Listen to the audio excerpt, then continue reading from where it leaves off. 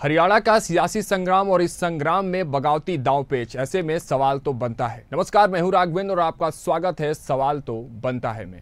आज हम हरियाणा में मचे सियासी घमासान पर चर्चा करेंगे, जहां नामांकन के आखिरी दिन भी टिकट बंटवारे पर घमासान मचा हुआ है। जहां देश के चारों तरफ बारिश हो रही है, मगर हरियाणा का सियासी तापमान हाई है। आखिर क्यों, सवाल तो बनता है। दरअसल कांग्रेस भाजपा में टिकट बंटवारे के बाद नामांकन के आखिरी दिन भी बगावत नहीं थमी। सोनीपत में पूर्व मुख्यमंत्री मनोहर लाल खट्टर के पूर्व मीडिया सलाहकार राजीव जैन निर्दलीय चुनाव लड़ेंगे। गुरुवार को उन्होंने पत्नी कविता जैन के साथ नामांकन दाखिल किया। वह इस सीट से पत्नी कविता जैन का टिकट कटने पर बागी हुए हैं। वहीं नलवा सीट से कांग्रेस का टिकट कटने पर पूर्व मंत्री प्रोफेसर संपत सिंह ने निर्दलीय नामांकन भरा है। नलवा सीट पर कांग्रेस ने अनिल मान को उम्मीदवार बनाया है। वहीं पानीपत शहरी सीट पर पूर्व विधायक रोहिता रेवड़ी ने निर्दलीय उम्मीदवार के तौर पर नामांकन दाखिल किया है। वह कांग्रेस से टिकट मांग रही थी, लेकिन पार्टी ने यहां वीरेंद्र कुमार शाह को उम्मीदवार बनाया। रेवड़ी हाल ही में भाजपा छोड़कर कांग्रेस में शामिल हुई थी। देश की सबसे अमीर महिला सावित्री जिंदल ने निर्दलीय उम्मीदवार के तौर पर नामांकन भरा है। भाजपा ने उन्हें हिसार से टिकट नहीं दी। वह कुरुक्षेत्र से भाजपा सांसद नवीन जिंदल की मां है। कल उनकी कांग्रेस से भी टिकट की चर्चा थी। नामांकन भरने के बाद सावित्री जिंदल ने कहा कि यह उनका आखिरी चुनाव होगा।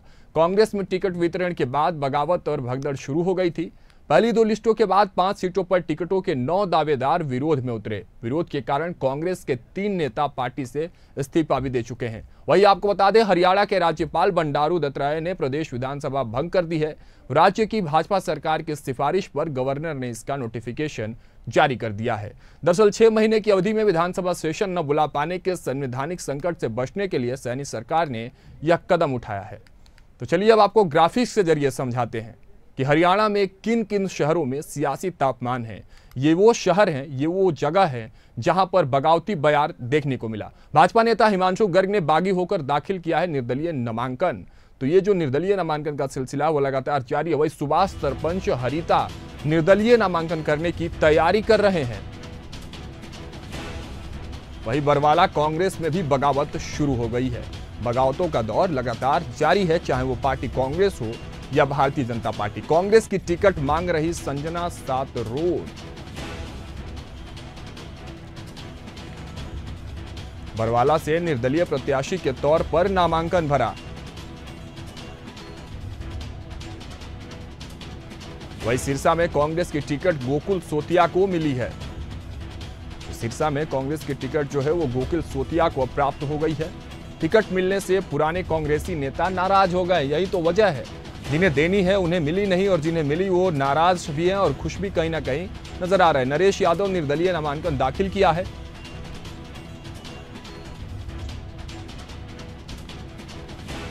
पानीपत ग्रामीण विधानसभा सीट पर विजय जैन की बगावत। नरवाना विधानसभा से टिकट कटने पर विद्या देवी ने विरोध का खुला ऐलान कर दिया है। यानी विरोध और बगावत साफ तौर पर अब हरियाणा के संग्राम में देखने को मिलेगा। इंडियन नेशनल लोकदल के टिकट से चुनाव लड़ेंगी विद्या देवी। अंबाला कैंट सीट से कांग्रेस से विद्या ने बगावत कर दी है। वह चित्रा सरवारा ने निर्दलीय लड़ने का ऐलान किया है। तो ये पूरी कहानी कि जिसके बाद अब बगावती बयार जो है हरियाणा में देखने को मिल रही है। लेकिन इस पूरी कहानी पर, इस पूरे संग्राम पर कुछ सवाल हैं जो बिल्कुल बनते हैं और वाजिब है इस संग्राम पर। तो आइए वो सवाल पहले हम आपको दिखा दें। क्या कुछ सवाल है जिस पर आज हम चर्चा भी करेंगे। सबसे पहला और महत्वपूर्ण सवाल कि जो भारतीय जनता पार्टी के भीतर बगावत हो रही है उसको रोकेगा कौन। वही बगावत का चुनाव पर कितना असर होगा। सिर्फ बीजेपी नहीं बल्कि कांग्रेस में भी बगावत। कौन करेगा डैमेज कंट्रोल। डैमेज कंट्रोल की बात जब होगी तो आखिर कौन करेगा। और एक आखिरी सवाल कि क्या टिकट बंटवारे में पक्षपात हुआ है। ये तमाम जो सवाल है इसी मुद्दे पर आज हम बात करेंगे और इस पर चर्चा भी करेंगे। इस पर चर्चा करने के लिए हमारे साथ कांग्रेस प्रवक्ता के तौर पर ललित अरोड़ा जुड़ चुके हैं। साथ ही प्रदीप भटनागर बीजेपी प्रवक्ता के तौर पर हमारे साथ जुड़ेंगे और इनसे हम बातचीत करेंगे और तमाम सवालों के जवाब भी लेंगे कि आखिर क्यों और कैसे, जो दोनों बड़े प्रश्न चिन्ह हैं हरियाणा के संग्राम में, आखिर अब क्या कुछ होगा।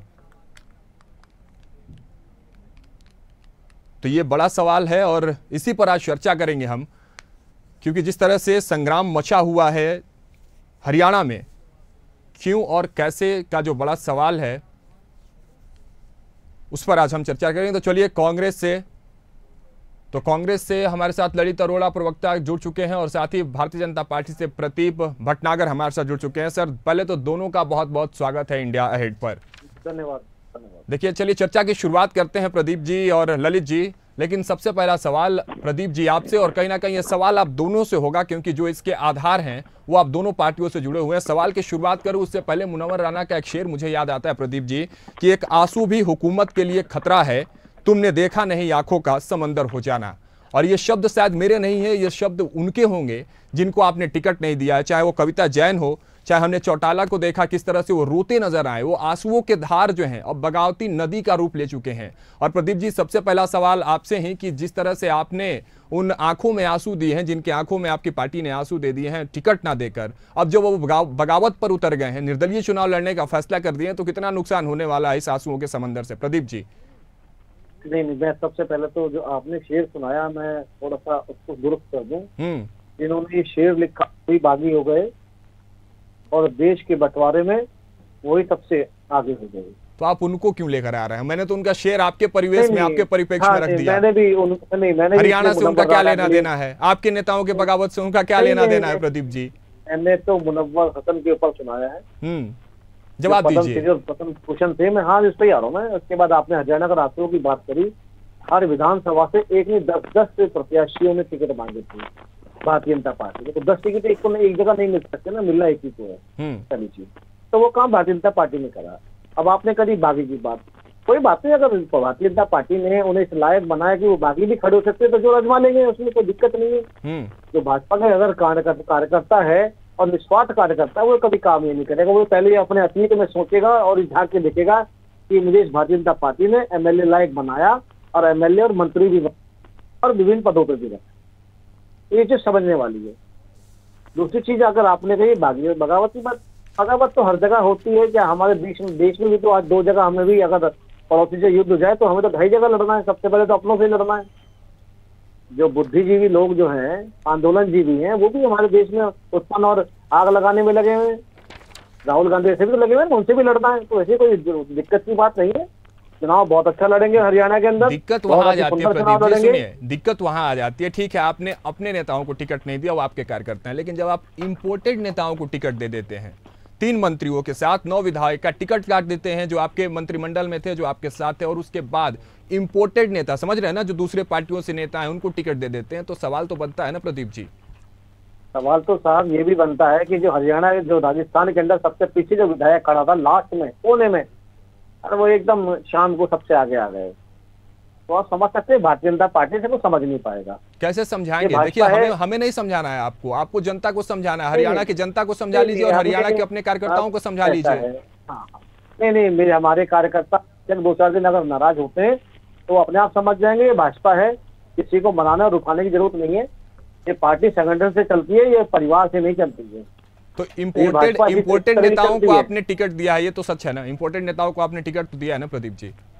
नेचुरल बात है, जीते हम सर्वे कराते हैं। हमें ये अगर चुनाव जीतना है तो जीतने वाले प्रत्याशी को खड़ा करेंगे। अच्छा, और करना भी चाहिए, बिल्कुल। अगर मैदान में हो तो जंग हो या चुनाव हो तो जीतने के लिए उतरा जाता है, हारने के लिए नहीं। ठीक है, पड़ेगी मुझे भी, हरियाणा कार्यकर्ता वो भी लौटेंगे। लेकिन चलिए ललित अरोड़ा जी का रुख कर लेते हैं। खत्म कर रहा हूँ, 2 शब्द और बोल दी। ठीक है, हरियाणा के कार्यकर्ता को चीज समझनी पड़ेगी। सर्वे होता है, हर चीज का काम होता है, उसके बाद ये टिकट वितरण होता है। क्योंकि चुनाव जीतना है हरियाणा के अंदर और जीतना है, तो ये कार्यकर्ता को, जो मेरे साथी सुन रहे होंगे, थोड़ा सब्रशील बने और आगे की तरफ देखें और चुनाव में दृढ़ संकल्प लेके विजयश्री होके आगे आए। ठीक है ललित अरोड़ा जी, आपकी भी कहानी कुछ ऐसी ही है। वही पन्ने आपके पाले में भी पलट रहे हैं जो भारतीय जनता पार्टी में हमने देखी। कांग्रेस में टिकट वितरण के बाद 9 दावेदार विरोध में उतर गए हैं और 3 नेता पार्टी से इस्तीफा भी दे दिए हैं। तो नदी दोनों तरफ एक ही बह रही है, जिसके दोनों किनारे पर साफ तौर पर बागी नेता खड़े हैं। कैसे देख रहे हैं, कितना नुकसान होगा, या क्या लग रहा है कि आप भी इंपोर्टेंट नेताओं को टिकट देकर इस बार हरियाणा का चुनाव जीत जाएंगे?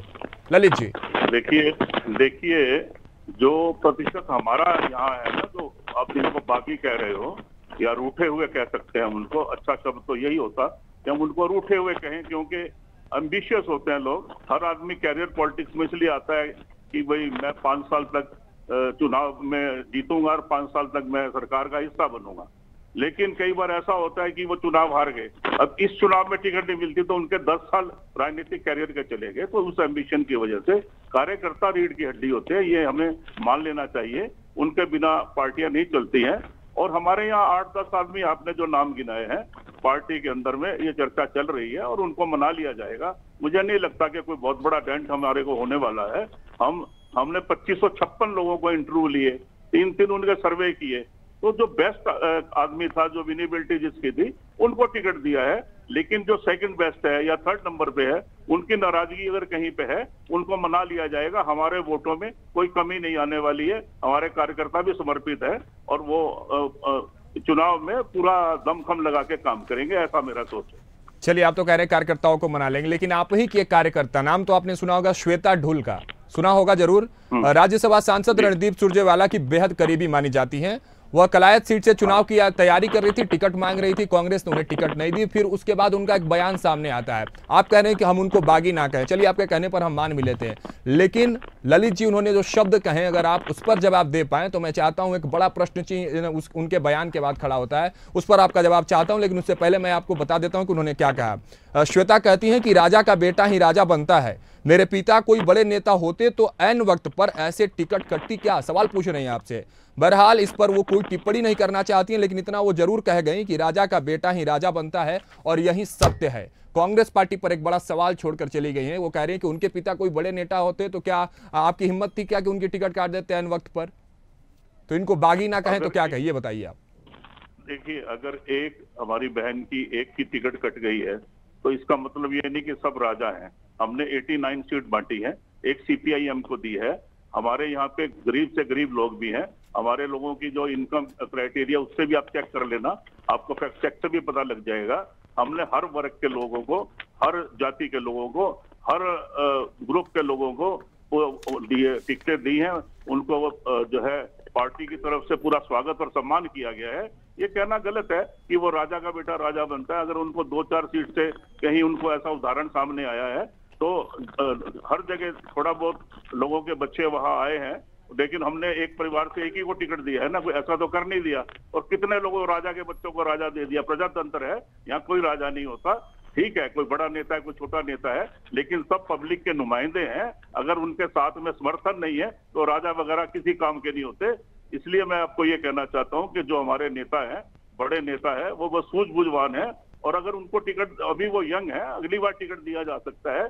उनकी नाराजगी अपनी जगह है कि वो काफी समय से उम्मीद कर रही थी, लेकिन अकोमोडेशन फिर भी करी जा सकती है, उनको समझाया जा सकता है। ये पार्टी का स्टैंड है कि हम किसी को नाराज नहीं होने देंगे, कोशिश करेंगे। नाराज तो होते नजर आ रहे हैं ललित जी। अब आप इस बात से भी अगर पीछे भागेंगे, वो तो प्रत्यक्षम किम प्रमाणम वाली बात है। सब पूरा देश देख रहा है, हरियाणा भी देख रहा है कि कितने लोग कहाँ नाराज हो रहे हैं। हालांकि प्रदीप जी, आप क्या कहेंगे श्वेता जी के इस बयान पर, राजा का बेटा राजा? आप लोग लगातार घेरते आते हैं कांग्रेस पार्टी को, परिवारवाद करते हैं, नेपोटिज्म के लेकर घेरते हैं, और इस पर जब श्वेता जी का इस तरह से बयान आता है, राजा का बेटा राजा। प्रदीप जी, देखो, हरियाणा की बहन ने बिल्कुल सही बोला, राजा का बेटा राजा बनता है, कोई गलत नहीं है। भाई वो नेचुरल बात है कि एक परिवार के जब बहुत लंबे टाइम तक राष्ट्रीय अध्यक्ष रह सकते हैं, एक पार्टी के मालिक परिवार के रह सकते और हैं, तो उसमें कोई नई बात थोड़ी ना कही। अगर आदरणीय सुरजेवाला जी अगर लगता है कि कार्यकर्ता को देनी चाहिए टिकट, तो अपने बेटे की बलिदानी दे दी थी ना। वो तो बेटा तो बहुत छोटी उम्र का है, क्या जरूरत थी? क्योंकि सुरजेवाला जी को पता है कि मेरा राजनीतिक करियर अब लास्ट में है, क्योंकि मैं चुनाव दोनों बार खड़ा हुआ और हार गया, और बहुत बुरा हारा। तो उन्होंने बेटे पे दांव खेला कि अपने बेटे को चुनाव लड़वाऊंगा तो जितवा लूं। हो सकता है असेंबली में तो पहुंचे, कहीं तो करना है। तो अगर वही टिकट अगर किसी कार्यकर्ता को मिल जाती तो सुरजेवाला जी का और नाम ऊंचा रहता। मगर बेटे की टिकट कर जाती है, वो बेटे के उस बहन की बदले उस बेटे को टिकट मिली है। बात शर्त ये है सबकी बात। क्या कहेंगे ललित जी? बात तो नेशनल सबसे बड़ी बात है। देखिए ना आप, भूपेंद्र जी हरियाणा के अध्यक्ष भी और पूर्व मुख्यमंत्री भी, और पूर्व मुख्यमंत्री रहते उनका बेटा मेंबर ऑफ पार्लियामेंट, तब से मेंबर ऑफ पार्लियामेंट नहीं, मतलब राज्यसभा चला गए। तो ये चीजें तो दिखने वाली है ही चीजें। और दूसरे पर ये कहते हैं परिवारवाद, तो अगर कूट कूट के भरा एक जगह भरा हुआ है, क्योंकि मुख्यमंत्री गरीब नहीं बन सकता कोई भी। और आज भी दावेदारी दोनों ही बाप बेटे कर रहे हैं, चाहे छोटे उद्दा या बड़े उद्दा हो। चलिए आइए ना ललित जी, ललित जी जवाब दे दीजिए। देखिए, बड़ा आरोप प्रदीप जी भी लगा रहे हैं। ललित जी। देखिए, इनका हरियाणा में इन्होंने 6 परिवार के लोगों को टिकटें दी हैं, बिश्नोई परिवार से शुरू हो जाइए। अच्छा। तो ये अपने गिरबान में जाके हमें सलाह देने की क्या आवश्यकता है? हमारे यहाँ परिवारवाद है नहीं है? अपने परिवारवाद के बारे में स्पष्टीकरण करें, जो 6 सीटें दी हैं उसके बारे में बात करें, बताएं। आवाज ललित जी की नहीं पहुंच रही। ललित जी बारे में बताएं ना, भाजपा के परिवारवाद के बारे में भी तो बताएं जी। नहीं बताइए, जारी रखिए ललित जी आप। भाजपा ने 6 लोगों को सीटें दी हैं, अपने परिवारवाद का उदाहरण है। मतलब दोनों लोग एक दूसरे पर आरोप प्रत्यारोप, बस यही आरोप प्रत्यारोप खेलेंगे। कोई ये नहीं मानेगा कि हाँ चलिए उन्होंने कह दिया कुछ सच्चाई है इसमें या कुछ है। आप हमारे को कह रहे हो ना 1-2 जगह परिवारवाद है, आपका तो 6 सीटों पे परिवारवाद दिख रहा है, तो मैं कैसे नहीं काउंट। प्रदीप जी जवाब दीजिए, आरोप फिर आप पर लगा दिया ललित जी ने। प्रदीप जी, प्रदीप जी आवाज पहुंच रही है आप तक? ये बताइए क्या बोला दिया आपने? ललित जी फिर से वही कह रहे हैं कि 6 सीटों पर आपने कर दिया परिवारवाद और सवाल कांग्रेस पर उठा रहे हैं। बिल्कुल मैं जवाब दे देता हूँ। परिवारवाद तो उसे कहा जाता है कि खुद एआईसीसी के मेंबर भी हैं और कई बार सांसद और विधायक भी लड़ चुके हैं और फिर भी टिकट बेटे को दिलवा दिया। तो सबसे बड़ी चीज है कि टिकट एक ही को क्यों मिले हैं। मैं तो इसका पुरजोर विरोधी हूँ और मैं आपके चैनल पे विरोध करता हूँ। इस पार्टी में अगर कोई कार्यकर्ता लंबे टाइम से लगा तो उसका पूर्ण अधिकार है। अगर एक बार विधायक बन गया तो दोबारा टिकट नहीं देनी चाहिए। मैं तो कहता हूँ अपनी पार्टी में भी और आपकी तरफ से कहता हूँ, तो आपने जो लोग सुन रहे हैं उन्हें भी कहता हूँ। हाँ। जो कार्यकर्ता पूरी जिंदगी दे देता है संगठन को और जनता को इकट्ठा करने के लिए, कार्यकर्ता बनाने के लिए, एक मोदी को जोड़ने के लिए, तो उसकी बारी क्यों ना आए। तो आपने क्या किया कविता जैन के साथ? प्रदीप जी, कविता जैन के साथ आपने क्या किया? आपने सावित्री जिंदल के साथ क्या किया? आपने पुंडरी में दिनेश कौशिक के साथ क्या किया? आपने तेजवीर सिंह के साथ क्या किया? वही सवाल तो आपसे भी हो रहा है ना। आप भी तो वही काम कर रहे हैं जो कांग्रेस कर रहा है। सारे विधायक सबको विधायक बनाया ना, सबको विधायक बनाया ना पार्टी ने, और में से मंत्री भी बनाए। तो क्या उनका कर्तव्य नहीं बनता जो आंसू बहा रहे दूसरे कार्यकर्ता की बारी आए या खुद ही कुंडली मार के बैठ जाए? आंसू बहाने से क्या होता है? जो कार्यकर्ता सारी उम्र सेवा में लगा रहता है, मंत्री जी करता है, उसका आंसू उन्हीं के निकलते हैं ना। मन नहीं है प्रदीप जी, आंसू उन्हीं के निकलते हैं जिनको उम्मीद होती है कि मैंने मेहनत की है। अब ये तो वही बात हो गया कि बच्चा परीक्षा के लिए तैयारी कर रहा है और एन मौके पे उसको एडमिट कार्ड न दिया जाए। हाँ चलिए मैं ये भी बात बता देता हूँ आपको। हाँ। जो आप श्रीमती जैन की बात कर रहे हैं, जिस समय श्रीमती जैन को टिकट देगा उनसे पुराने कार्यकर्ता उम्मीद नहीं करते होंगे, जिनकी उम्मीद टूटी होगी। ये तो एक सिस्टम है कि जिस समय जैन साहब मिसेज जैन को टिकट मिली, क्या उस समय कोई और लंबी लाइन में नहीं होगा पीछे? तो पुराना कार्यकर्ता जिसको काट के उनको टिकट दी गई होगी। ये तो सब्र का फल है। आपको एक बार राजनीति का जो आपको नमक चखने को मिला तो उसको आप थोड़ा सा शांति स्वभाव से कार्यकर्ता बन के काम कीजिए। ऐसा नहीं है। यहाँ तो देखिए ना, आपने हर्षवर्धन जी देखे ना, हमारे पूर्व केंद्रीय मंत्री और कई बार विधायक रहे। हमारे बहुत अच्छे केंद्र लोभी है केंद्र में, जो पूर्व सांसद हैं और दिग्गज रहे, दिल्ली के दिग्गज रहे हर्षवर्धन जी, और भी कई नाम है। विदुरी जी हैं, साहब सिंह वर्मा जी के बेटे हैं। क्या वो निर्दलीय खड़े हो गए? क्या वो पार्टी कार्यकर्ता नहीं है? ये तो कह रहे हैं कि डैमेज कंट्रोल कर लेंगे। ललित जी कह रहे हैं कि हम डैमेज कंट्रोल कर लेंगे, बागी का नाम मत दीजिए, रूठे हुए हम मना लेंगे। आप क्या करेंगे? नहीं, सब कार्यकर्ता हैं, ठीक है, नाराजगी होती है, सबको मना लेंगे, कोई दिक्कत नहीं है। सब भाई है हमारे। और हमारे यहाँ तो वैसे भी परिवारवाद सिस्टम ही नहीं है, यहाँ तो कार्यकर्तावाद है, यहाँ पे तो संगठनवाद है। चलिए एक सवाल लेता हूँ और इस सवाल पर आप दोनों की प्रतिक्रिया मैं चाहता हूँ कि लास्ट बात खत्म करके बोल रहा हूँ। हाँ। हम भारतीय जनता पार्टी कोई कार्यकर्ता, हम इसको संगठन बोलते हैं। संगठन मतलब होता है संगठित रहना। अच्छा। और संगठित का मतलब ही संगठन होता है। तो हम भारतीय जनता पार्टी के लोग संगठित और संगठन में रहते हैं। तो इसमें कोई हेर फेर नहीं है। ठीक है, जिसको टिकट नहीं मिली 2 दिन मिले 4 दिन में, वो आपको कार्यकर्ता, वो पूर्व मंत्री, पूर्व विधायक, पूर्व सांसद, जितने मेरे कार्यकर्ता हैं सब आपको चुनाव प्रचार प्रसार में करते मिलेंगे। और जिन्होंने भावुकता के अंदर नॉमिनेशन भर दिया वो भी सब वापसी ले लेंगे। मैं आपके चैनल के माध्यम से बोल के जा रहा हूँ। ठीक है ललित जी, आपका रुख कर लेते हैं। देखिए हैट्रिक लगाने की तरफ भी भारतीय जनता पार्टी कर रही है, लगातार बगावत का जो दौर है तो आप दोनों की तरफ चल रहा है। लेकिन क्या तैयारी है कांग्रेस की? क्या आपके भीतर चल रहा है? रणनीति क्या आपकी? हैट्रिक लगने देंगे या 10 साल का जो इंतजार है, जो सूखा पड़ा हुआ है कांग्रेस एक तरह से कहें, उसमें अब इस मौसम के बाद कहीं ना कहीं उस नदी में अब धारा प्रभावित होगी 10 साल के बाद, क्या तैयारी है? प्रजातंत्र में जनता जो है वो डिसाइड करती है, ना कि किसी पार्टी का नेता ये कह दे कि मैं डिसाइड करूंगा कि मैं थर्ड टाइम आ रहा हूं। तो जनता ने अभी लोकसभा चुनावों में 46 पॉइंट समथिंग हमें जो है वोट दिया, और पिछले 1-2 महीने में 3 महीने में हमारा जो ग्राफ है वो 48 के पास पहुंच चुका है। ठीक है ना। तो इस समय कांग्रेस इलेक्शन को स्वीप कर रही है, और आपको बता दें कि 60 से ज्यादा हमारा इंटरनल सर्वे है, 60+ सीट हमें आ रही है। हमें किसी तरह का कोई घबराहट नहीं है, लेकिन चुनाव है, उसको बढ़िया तरीके से लड़ेंगे। हमने बेस्ट कैंडिडेट विनेबिलिटी को देख के उतारे हैं, क्या होगा देख लेंगे। प्रदीप भटनागर जी, हैट्रिक लगेगी या कांग्रेस इस बार आपको रोक रही है? जी, एक समय वो भी था कि भारतीय जनता पार्टी की एक सीट भी नहीं आती थी हरियाणा में। एक समय वो भी आया कि हरियाणा में भाता भी खुला और हम विपक्ष में भी मजबूती से बैठे। एक समय वो भी आया कि हरियाणा के बड़े बड़े दिग्गजों को धूल चटा दी, लोकसभा में भी और विधानसभा में भी, कहीं का नहीं छोड़ा। और 5 वर्ष से 10 वर्ष तक कह रहे हैं। ललित जी कुछ कह रहे हैं, उनकी आवाज उठाइएगा। ललित जी कुछ कह रहे हैं। हाँ बताइए ललित जी, क्या कह रहे हैं? धूल चटाने की बात कर रहे हैं प्रदीप जी, तो और आप कह रहे हैं कि सरकार बना रहे हैं। 9.5 साल सरकार के 9.5 साल चलने के बाद इन्होंने मुख्यमंत्री बदल दिया क्योंकि एंटी इनकम्बेंसी थी, ये कहते हैं। ये सुनिए। दूसरा, इनका जो वर्तमान मुख्यमंत्री है 4 सीटें बदल चुके हैं। करनाल से जीते थे, लेकिन उनको करनाल से लाडवा ले गए।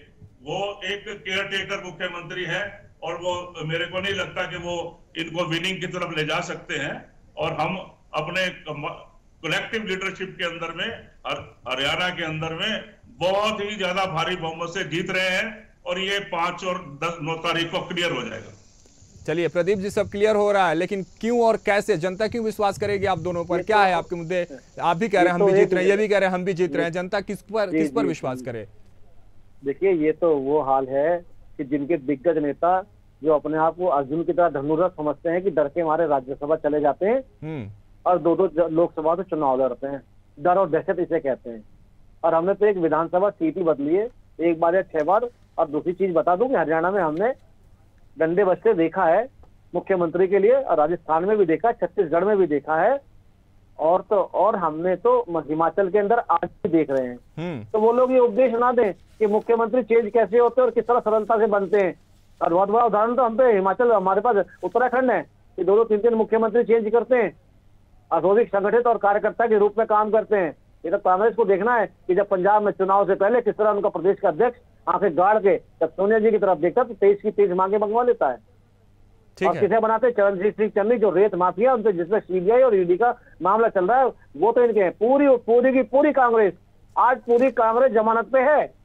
पूरी की पूरी कांग्रेस जो है कोर्ट के चक्कर लगा रही है। एक कार्यकर्ता बता दीजिए पास साफ हो तो। ललित जी, मैं भी सुन लेता हूँ आज। ललित जी, देखो ऐसा है, भाषण देना आसान है। 5 इनसे सीटें हमने छीनी है लोकसभा की। भाषण आपको भाषण लग रहा होगा, 2-4 बता दीजिए ईमानदार नेताओं के नाम। सुन लीजिए ना, आरोप लगा दिया कि एक भी नेता जमानत पे नहीं है, सब जेल के अंदर है, कोर्ट कचहरी के चक्कर लगा रहे हैं। ललित जी, खाली सरकारी पदों को भरेंगे, सफाई कर्मचारी, ग्रामीण चौकीदार, मनरेगा वालों को पक्का किया जाएगा, जन विरोधी पोर्टल से छुट्टी मिलेगी, विश्व स्तरीय शिक्षा व स्वास्थ्य सेवाएं देंगे, 300 यूनिट बिजली फ्री देंगे, गरीब परिवारों को 100 गज के प्लॉट देंगे, क्रीमी लेयर को 10 लाख तक करेंगे, हर गरीब को पीला राशन कार्ड मिलेगा, पुरानी पेंशन योजना लागू करेंगे, 500 रुपए में सिलेंडर मिलेगा, किसानों को एमएसपी और सर्वाधिक आय मिलेगी। इनके पास क्या देने को? नशा मुक्त अपराध। आज हरियाणा पूरे इंडिया में 10 मुख्य आपराधिक स्टेट में से एक है। आज फिरौतियों के लिए फोन आते हैं, मर्डर्स हो रहे हैं, पुलिस कहाँ है? आपके यहाँ पे कोई कानून व्यवस्था नहीं रही है, रोज मर्डर्स हो रहे हैं, रोज रेप हो रहे हैं। हम पहले 3 राज्यों में है इंडिया के अंदर में, रेप में, डकैती में, एक्सटॉर्शंस में।